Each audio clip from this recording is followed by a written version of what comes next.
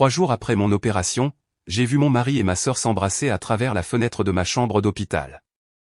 Je ne les ai pas confrontés, j'ai tendu des pièges. Ce que j'ai fait ensuite leur a fait souhaiter de ne jamais m'avoir trahi. À travers la paroi vitrée de la cafétéria de l'hôpital, 37 étages en dessous de la fenêtre de ma chambre de convalescence, j'ai vu mon mari, Antoine Marchand, se pencher par-dessus une petite table et embrasser ma sœur, Mélanie, sur les lèvres. Pas une rapide bise. Pas un baiser d'au revoir entre beau-frère et belle-sœur. Un baiser lent et intime qui parlait de moi, peut-être d'années de secrets que j'avais été trop confiante pour voir. Ma main tremblait tandis que j'agrippais le rebord de la fenêtre. Les agrafes chirurgicales dans mon abdomen tiraient, envoyant une douleur aiguë dans tout mon corps, mais ce n'était rien comparé à l'agonie qui me déchirait la poitrine. Il y a 3 jours, j'avais subi une opération pour enlever une tumeur au foie. Antoine m'avait tenu la main en préopératoire, chuchotant qu'il serait là à mon réveil. Mélanie était venue en avion de Lyon, soi-disant pour m'aider à prendre soin de moi pendant ma convalescence. Maintenant, je comprenais pourquoi elle avait été si désireuse de se porter volontaire. En bas, ils se sont séparés, mais leurs mains sont restées entrelacées sur la table. Mélanie a penché la tête en arrière et a ri de quelque chose qu'il avait dit. Le même rire mélodieux qui avait charmé tout le monde depuis que nous étions enfants, le même rire qui m'avait volé mon premier petit ami au lycée, bien qu'elle ait prétendu que ce n'était qu'un malentendu. Ce n'était pas un malentendu. J'ai pressé mon visage contre la vitre froide, regardant Antoine tracer des cercles sur sa paume avec son pouce. Le geste était si familier qu'il m'a rendu malade. Il me faisait ça quand nous avions commencé à sortir ensemble il y a 12 ans. Quand il m'a demandé en mariage, quand j'avais eu des crises de panique à propos de la mort de ma mère. Mon reflet me fixait dans la fenêtre, les yeux cernés, pâle, avec les cheveux gras attachés en chignon négligé. Les chemises d'hôpital n'étaient pas conçues pour rendre qui que ce soit attirant, mais je ressemblais à une ombre de moi-même. Pendant ce temps, Mélanie avait l'air radieuse, même à cette distance. Ses cheveux auburn captaient les lumières de la cafétéria, et elle portait la robe bleu marine que je lui avais achetée à Noël l'année dernière. L'ironie ne m'a pas échappé. Un léger coup frappé a interrompu ma descente dans le désespoir. Madame Marchand, l'heure de prendre vos médicaments. Avant de continuer, veuillez écrire dans les commentaires le pays d'où vous regardez cette vidéo. Nous aimons savoir d'où nous écoute notre famille mondiale. Et si c'est la première fois sur cette chaîne, veuillez vous abonner. Cela aide à soutenir notre chaîne. Bonne écoute. L'infirmière Florence est entrée avec une petite tasse en papier de pilule et un verre d'eau. C'était une femme d'une 50aine d'années avec des yeux gentils et des mains fermes, qui venait me voir toutes les quelques heures depuis mon opération. « Comment vous sentez-vous aujourd'hui » a-t-elle demandé en posant les articles sur ma table de chevet. Je me suis détourné de la fenêtre, forçant mon visage à prendre une expression neutre. Mieux. Beaucoup mieux. C'était un mensonge, mais pas à propos de l'opération. La guérison physique progressait bien. C'était tout le reste qui semblait détruit. C'est merveilleux à entendre. Votre mari et votre sœur ont été si dévoués, prenant des relais pour rester avec vous. C'est beau de voir la famille se réunir dans les moments difficiles. Ma gorge s'est serrée.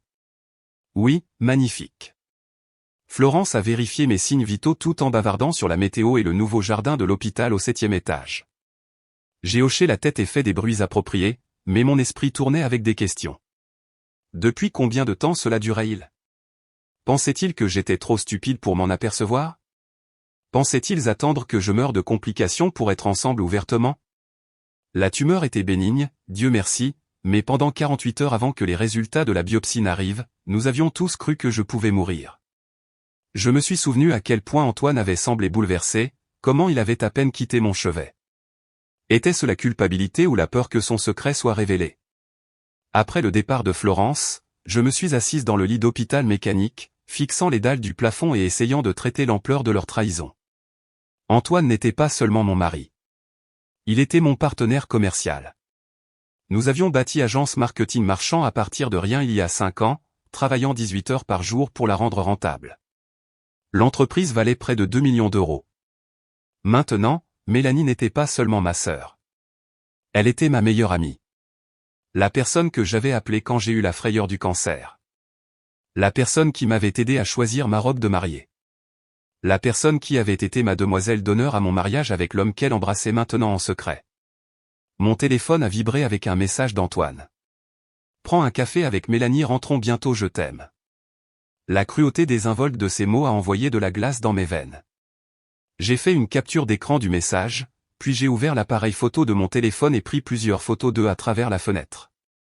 Ils étaient toujours assis ensemble, bien que maintenant Mélanie se soit déplacée du côté d'Antoine à la table. Sa main reposait sur sa cuisse. J'avais besoin de preuves. J'avais besoin d'éléments de preuve. Et, plus important encore, j'avais besoin d'un plan. Au cours des 2 heures suivantes, je les ai observés à travers la fenêtre, documentant leurs interactions par intermittence. Ils n'étaient pas prudents. Pourquoi l'auraient-ils été? J'étais soi-disant drogué et alité 37 étages au-dessus d'eux. Ils se tenaient la main ouvertement, partageaient de la nourriture de la même assiette, et à un moment donné, Antoine l'a attiré près de lui et lui a chuchoté quelque chose à l'oreille qui l'a fait rougir. Quand ils sont finalement retournés dans ma chambre, ils sont entrés séparément. Mélanie est entrée la première, les joues rouges de froid ou de culpabilité. « Salut ma chérie.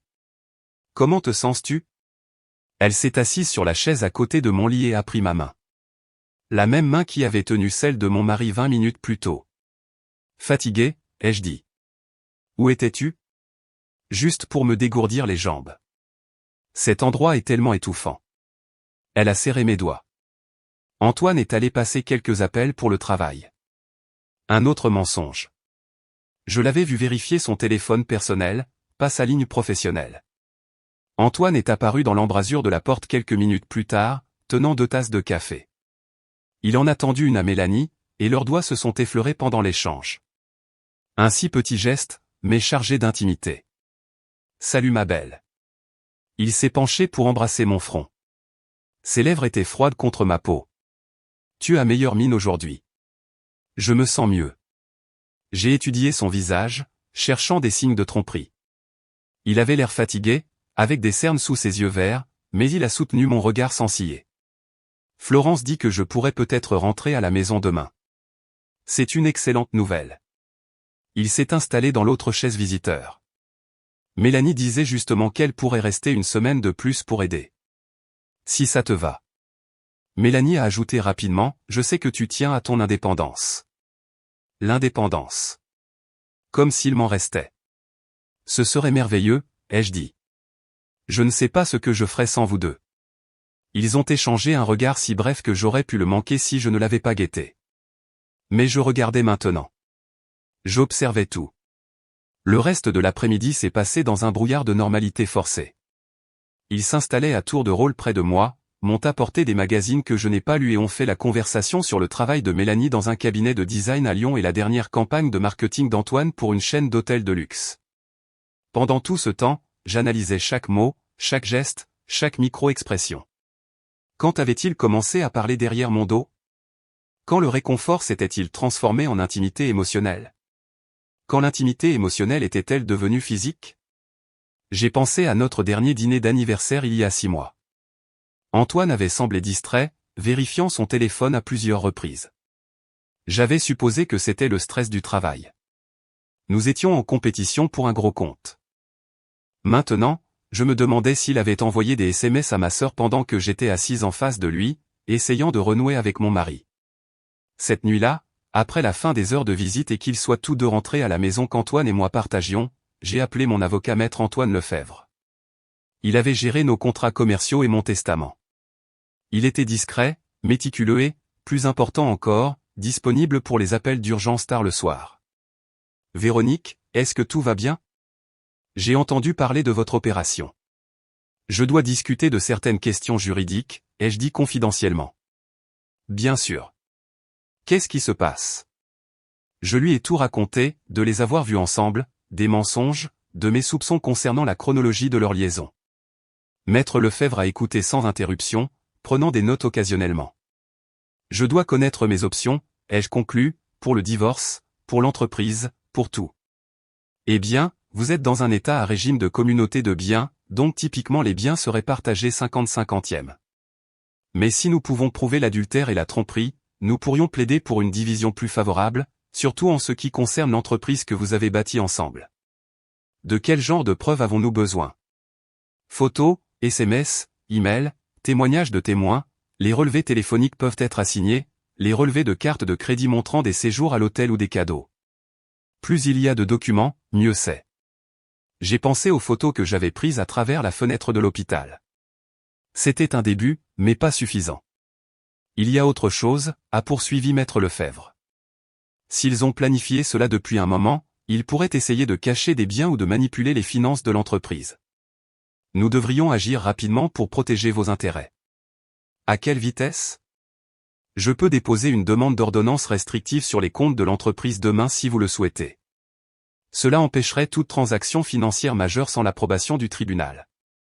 Ma tête tournait. Il y a 12 heures, ma plus grande inquiétude avait été de me remettre de l'opération. Maintenant, je planifiais un divorce et une stratégie de protection des biens. Laissez-moi y réfléchir, ai-je dit. Je dois d'abord rassembler plus de preuves. Soyez prudente, Véronique. S'ils soupçonnent que vous savez, ils pourraient accélérer les plans qu'ils ont.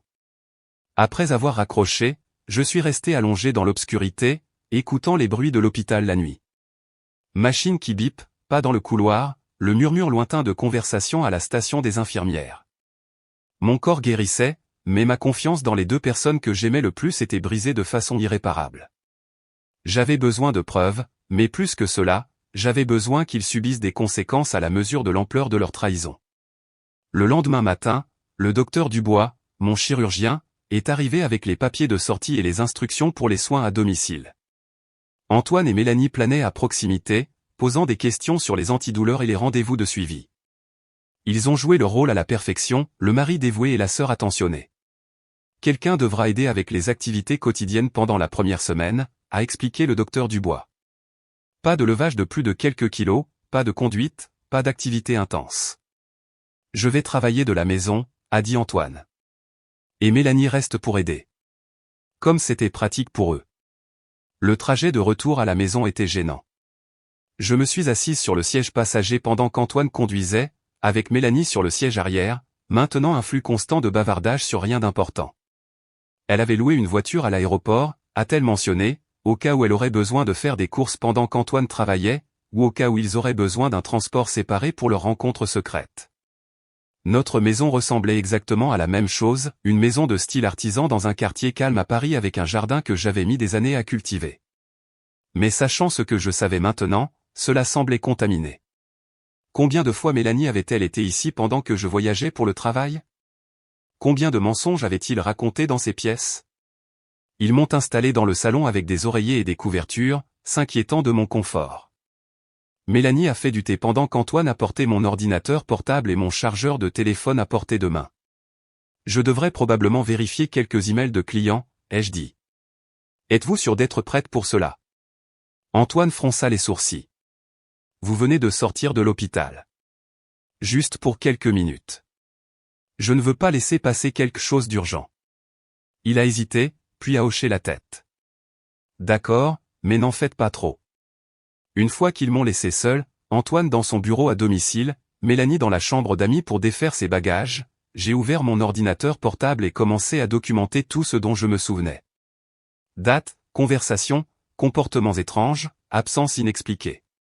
J'ai créé un compte de messagerie privée et je me suis envoyé les photos de la fenêtre de l'hôpital. Puis j'ai fait quelque chose qui me semblait à la fois nécessaire et nauséabond. J'ai installé un logiciel espion sur notre ordinateur partagé. Le logiciel était conçu pour les parents surveillant l'activité Internet de leurs enfants, mais il fonctionnerait tout aussi bien pour traquer un conjoint infidèle. Il enregistrerait les frappes au clavier, prendrait des captures d'écran et surveillerait toutes les communications. S'il coordonnait leur liaison numériquement, j'aurais des preuves. J'ai également placé un petit appareil d'enregistrement, commandé en ligne il y a des mois pour des réunions d'affaires mais jamais utilisé, dans l'étagère du salon. Il était activé par la voix et pouvait enregistrer jusqu'à 8 heures. Au cours des jours suivants, j'ai joué le rôle de patiente en convalescence tout en collectant des renseignements. J'ai fait semblant de faire la sieste tout en écoutant leurs conversations dans d'autres parties de la maison. J'ai simulé la fatigue pour éviter les activités qui pourraient m'éloigner de mon équipement de surveillance. Le tableau qui s'est dessiné était pire que ce que j'avais imaginé. Grâce au logiciel espion, j'ai découvert qu'il communiquait via une application de messagerie qui supprimait soi-disant les conversations après 24 heures. Mais les captures d'écran ont capturé assez pour révéler l'étendue de leur tromperie. Ils étaient impliqués depuis plus d'1 an, ayant commencé lors d'une conférence d'affaires où Mélanie s'était trouvée être dans la même ville. Les messages étaient explicites, à la fois intimes et émotionnels. Ils parlaient de leur avenir ensemble, à quel point ils s'aimaient, à quel point ils se sentaient coupables de me faire du mal, mais à quel point il leur était impossible de rester éloignés l'un de l'autre. Antoine avait même regardé des appartements à Lyon. L'appareil d'enregistrement a capturé des conversations qui m'ont glacé le sang. Elle a l'air suspecte, a dit Mélanie un après-midi, pendant qu'il pensait que je dormais à l'étage. Tu es paranoïaque, a répondu Antoine. Elle prend des antidouleurs et se remet encore d'une opération majeure. Elle ne pense à rien d'autre.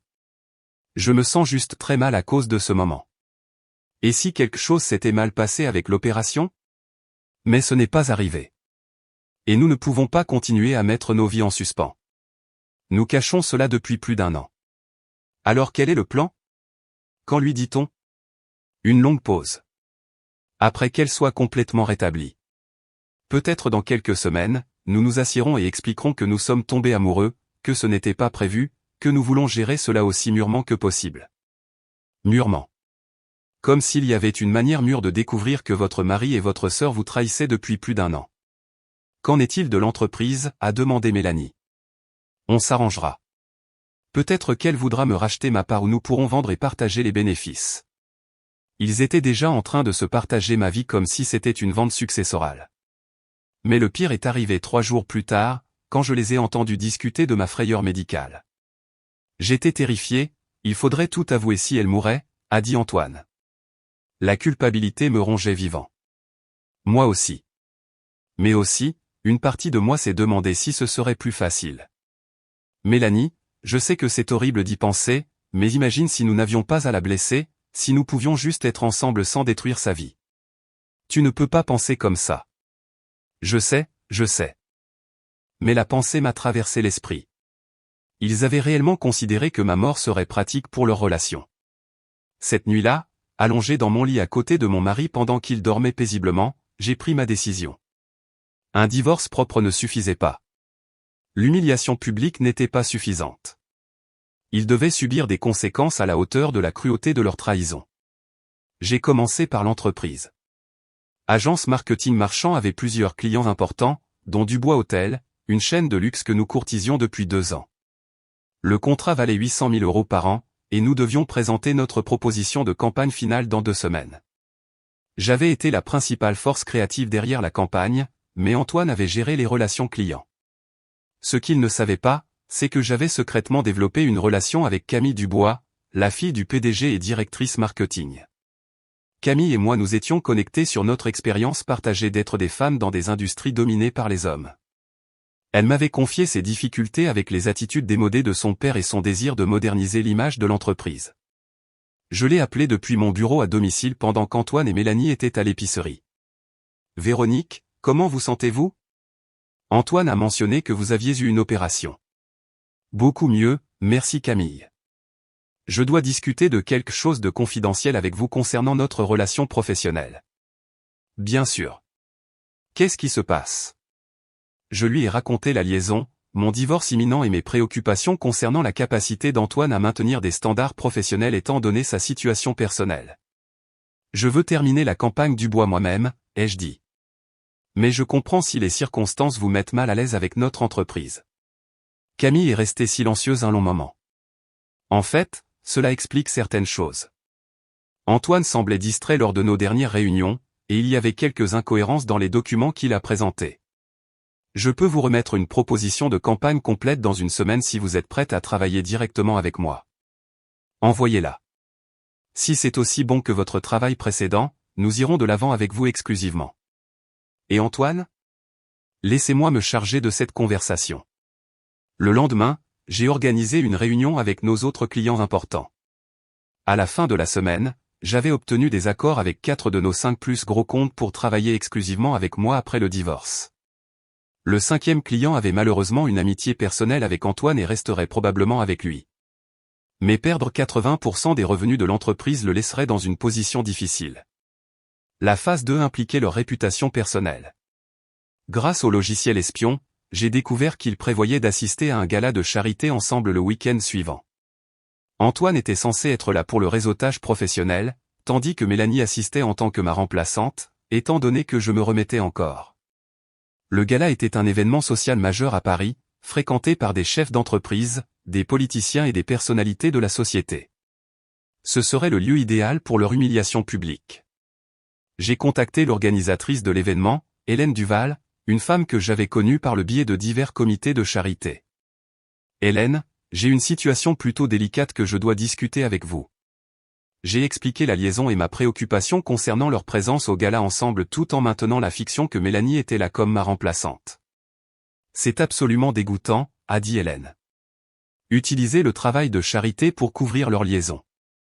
Je ne veux pas faire de scène, ai-je dit prudemment, mais j'ai pensé que vous devriez connaître la vraie situation. Laissez-moi faire, ma chère. Je m'en occuperai discrètement.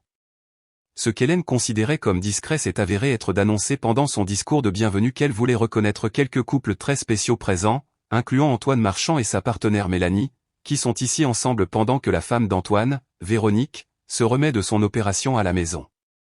La salle est devenue silencieuse. Puis les murmures ont commencé.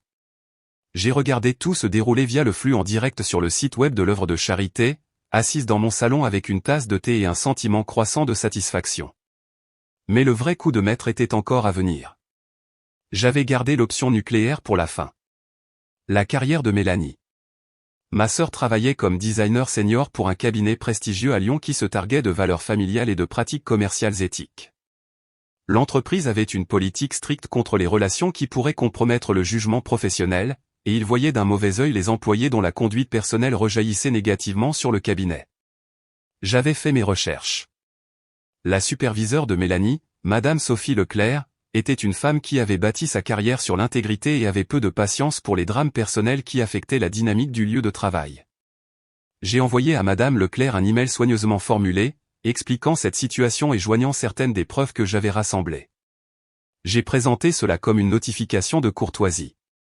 Étant donné que Mélanie avait utilisé le temps et les ressources de l'entreprise pour coordonner sa liaison, le logiciel espion avait révélé de nombreux appels et messages personnels envoyés pendant les heures de travail. J'ai pensé que vous devriez être au courant de la situation, ai-je écrit, au cas où cela affecterait sa performance au travail ou rejaillirait sur la réputation de votre entreprise. La réponse de Madame Leclerc a été rapide et décisive. Mélanie a été licenciée dans les 24 heures. La phase finale a exigé de la patience et un timing précis. Antoine et Mélanie avaient décidé d'avouer tout le week-end suivant. Je savais cela grâce à leurs conversations enregistrées et aux messages interceptés. Ils avaient planifié tout un scénario sur la façon dont ils étaient tombés amoureux malgré leurs efforts pour lutter contre leurs sentiments, à quel point ils étaient désolés pour le moment, comment ils espéraient que nous pourrions tous gérer cela avec maturité. J'avais d'autres plans. Vendredi après-midi, j'ai appelé Maître Antoine Lefebvre. Je suis prête à aller de l'avant avec tout ce que nous avons discuté. Êtes-vous sûr? Une fois que nous aurons déposé, il n'y aura pas de retour en arrière. Je suis sûr. Samedi matin, pendant qu'Antoine était à la salle de sport et que Mélanie prenait un café, j'ai arrangé le salon comme une scène. J'ai configuré mon ordinateur portable pour diffuser en direct sur un compte de réseau social privé, positionner des caméras pour plusieurs angles et assurer que l'équipement d'enregistrement fonctionnait correctement.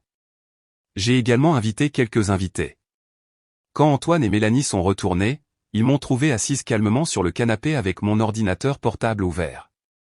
Mes parents étaient là, ainsi que le frère d'Antoine, Philippe Marchand, et nos amis communs, Sophie et Julien. Je leur ai dit à tous qu'Antoine et Mélanie avaient quelque chose d'important à partager avec tout le monde. « Qu'est-ce qui se passe ?» a demandé Antoine, l'air confus et légèrement paniqué. « S'il vous plaît, asseyez-vous » ai-je dit doucement.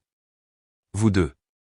J'ai pensé que ce serait bien d'avoir la famille et les amis ici pour votre grande annonce. » Ils ont échangé des regards inquiets mais ont pris place sur le canapé d'en face. « Véronique, quelle annonce ?» a demandé Mélanie. « Celle que vous prévoyez de faire ce week-end. À propos de votre relation. » La couleur a disparu de leur visage. « Je ne sais pas ce que tu veux dire » a dit Antoine faiblement. J'ai ouvert mon ordinateur portable et l'ai tourné pour que tout le monde puisse voir l'écran.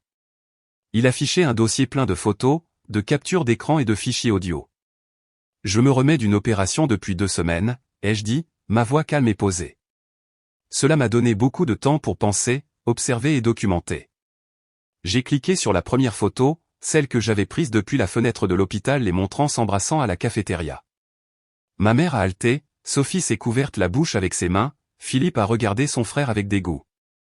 Ceci a été pris 3 jours après mon opération, ai-je continué. Pendant que j'étais censé me reposer et me remettre, faisant confiance à mon mari et à ma sœur pour prendre soin de moi. Véronique, s'il te plaît, laisse-nous expliquer, a commencé Mélanie. Oh, je pense que vous avez suffisamment expliqué. J'ai cliqué sur le fichier suivant, une capture d'écran d'un de leurs messages explicites. Ceci vient de votre application de messages éphémères, et je dis. Saviez-vous que ces applications ne sont pas vraiment sécurisées? Vous pouvez tout capturer si vous êtes assez rapide. J'avais des heures de preuves, photos, messages, conversations enregistrées, relevés financiers montrant des séjours à l'hôtel et des cadeaux. J'avais même découvert qu'Antoine avait utilisé notre carte de crédit professionnel pour payer certaines de leurs sorties. 1 an et 3 mois, ai-je dit, lisant mes notes. C'est depuis combien de temps ça dure? 1 an et 3 mois de mensonges, de tromperies et de trahisons. Pendant que nous bâtissions notre entreprise ensemble, Antoine. Pendant que tu m'aidais à planifier la fête de notre 5e anniversaire de mariage, Mélanie. Nous n'avons jamais voulu que cela se passe comme ça, a dit Antoine désespérément. Nous avons essayé de lutter, mais... Vous avez décidé que votre bonheur était plus important que mon bien-être, ai-je terminé. Vous avez décidé que me mentir pendant plus d'1 an était préférable à une conversation honnête. Vous avez décidé qu'utiliser mon urgence médicale comme couverture pour votre liaison était acceptable. J'ai passé l'enregistrement audio de discutant à quel point ma mort serait plus facile pour leur relation. La salle a éclaté. Mon père a commencé à crier sur Mélanie, Sophie pleurait, Philippe avait l'air de vouloir frapper son frère. Mais je n'avais pas terminé. Voici ce qui va se passer, ai-je dit, élevant ma voix au-dessus du chaos. Antoine, tu trouveras les papiers du divorce qui t'attendent à ton bureau lundi matin. Je garde la maison, 80% des actifs de l'entreprise et la plupart de nos comptes communs. Mon avocat a les preuves de ton adultère et de ton détournement de fonds de l'entreprise. Tu ne peux pas faire ça, a-t-il protesté. Je peux et je le ferai. Tu découvriras aussi que la plupart de nos clients importants ont choisi de travailler exclusivement avec moi à l'avenir. Mélanie sanglotait maintenant. Véronique, s'il te plaît, je suis ta sœur. Tu étais ma sœur, ai-je corrigé. Maintenant, tu es au chômage. Madame Sophie Leclerc t'envoie ses salutations. Au fait, qu'as-tu fait? J'ai envoyé à ta superviseur des preuves de ta liaison, incluant la preuve que tu utilisais le temps et les ressources de l'entreprise pour coordonner des rencontres personnelles avec un homme marié. Elle a estimé que ton comportement ne correspondait pas aux valeurs de l'entreprise. Je me suis levé, m'appuyant sur le canapé tandis que mon site chirurgical tirait légèrement. Vous avez tous les deux fait des choix, ai-je dit. Vous avez choisi la tromperie plutôt que l'honnêteté. Vous avez choisi l'égoïsme plutôt que la loyauté. Vous avez choisi de trahir quelqu'un qui vous aimait et vous faisait confiance. Maintenant, vous allez vivre avec les conséquences de ces choix. C'est de la folie, a dit Antoine en se levant. Tu ne peux pas détruire nos vies pour ça. Je ne détruis rien, ai-je répondu calmement. Je ne fais que révéler ce que vous avez déjà fait. Ta liaison a détruit ton mariage, Antoine. Tes mensonges ont détruit notre partenariat commercial. Ta trahison a détruit notre famille, Mélanie. Je m'assure juste que tout le monde connaisse la vérité. La réunion s'est dissoute dans le chaos après cela. Antoine est sorti en trombe, ne prenant que ses clés et son portefeuille. Mélanie a essayé de s'excuser à travers ses larmes, mais je n'étais pas intéressé à l'entendre. Mes parents l'ont emmenée à l'hôtel pour la nuit, trop honteux et en colère pour la laisser rester dans leur maison. Philippe est resté après que tout le monde soit parti. Je suis désolé, a-t-il dit. Je n'en avais aucune idée. Si j'avais su. Ce n'est pas de ta faute, l'ai-je assuré. Mais j'apprécie le soutien. Y a-t-il quelque chose que je puisse faire? N'importe comment, je peux aider. J'ai considéré son offre. Philippe était détective privé. C'est comme ça que j'avais su pour le logiciel espion et l'équipement d'enregistrement. En fait, il y a encore une chose. Le dernier clou dans leur cercueil est venu 2 semaines plus tard. Philippe avait fouillé dans leurs finances et découvert qu'ils planifiaient leur avenir ensemble depuis des mois. Antoine avait secrètement ouvert des comptes bancaires à Lyon. Mélanie avait cherché des appartements en ligne, regardant des endroits qui pourraient accueillir 2 personnes. Le plus accablant de tout, ils avaient demandé une licence commerciale en Rhône-Alpes pour un cabinet de conseil en marketing, utilisant des informations clients exclusives et des stratégies créatives de notre entreprise. L'espionnage industriel et le vol de propriété intellectuelle entraînaient des sanctions civiles et pénales. J'ai déposé plainte. L'affaire judiciaire a été une sensation médiatique à Paris. Une femme d'affaires parisienne découvre la liaison de son mari. Expose une tromperie élaborée, lisez la une du journal économique. L'histoire avait tout, trahison familiale, espionnage d'entreprise, secret d'affaires volé et une confrontation publique dramatique. Antoine a perdu ses clients restants quand les accusations de vol sont devenues publiques. Personne ne voulait travailler avec quelqu'un qui volait sa propre entreprise. Il a été forcé de déclarer faillite dans les 6 mois. Mélanie n'a pas pu trouver de travail dans son domaine après que la nouvelle de son licenciement et des circonstances l'entourant s'est répandue. Le design est un petit secteur et la réputation compte. Elle est retournée vivre chez nos parents, qui lui parlaient à peine. Leur relation n'a pas survécu à la pression. Sans l'excitation du secret et le frisson de l'amour interdit, ils ont découvert qu'ils n'avaient en fait pas grand-chose en commun. Le stress des procédures judiciaires, les difficultés financières et l'isolement social ont eu raison d'eux. Ils se sont séparés acrimonieusement 8 mois après l'exposition de leur liaison, se blâmant mutuellement pour leur chute. J'ai reconstruit ma vie pièce par pièce. Agence marketing marchand est devenue juste agence marketing, et l'entreprise a prospéré sous ma seule propriété. Le contrat du bois a conduit à 3 autres clients hôteliers de luxe, et ma réputation d'intégrité a en fait amélioré mes perspectives commerciales. J'ai vendu la maison, trop de mauvais souvenirs, et acheté un plus petit endroit avec un studio où je pouvais travailler de chez moi quand je voulais. Le jardin était plus petit, mais il était tout à moi. Le rétablissement physique de l'opération a été complet en 2 mois. Le rétablissement émotionnel a pris plus de temps, mais j'ai été surprise de découvrir que la vengeance avait été remarquablement thérapeutique. Il y a quelque chose de profondément satisfaisant à voir la justice rendue, à regarder les gens subir les conséquences de leurs actions. J'ai recommencé à sortir après 1 an. Rien de sérieux au début, juste des dîners et des films avec des hommes qui n'avaient aucun lien avec ma vie précédente. Cela semblait étrange de faire confiance à nouveau, mais pas impossible. Aux dernières nouvelles, Antoine travaillait comme vendeur dans un magasin d'électronique dans une autre ville. Mélanie suivait des cours en ligne pour changer de carrière, espérant devenir infirmière. Aucun d'eux n'avait trouvé de bonheur durable dans leur trahison.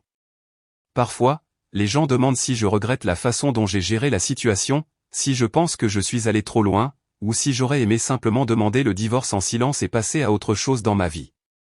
La réponse est non. Ils ont fait leur choix délibérément pendant plus d'1 an, en sachant parfaitement comment leurs actions me blesseraient. Ils ont planifié leur avenir ensemble tout en me mentant en face chaque jour.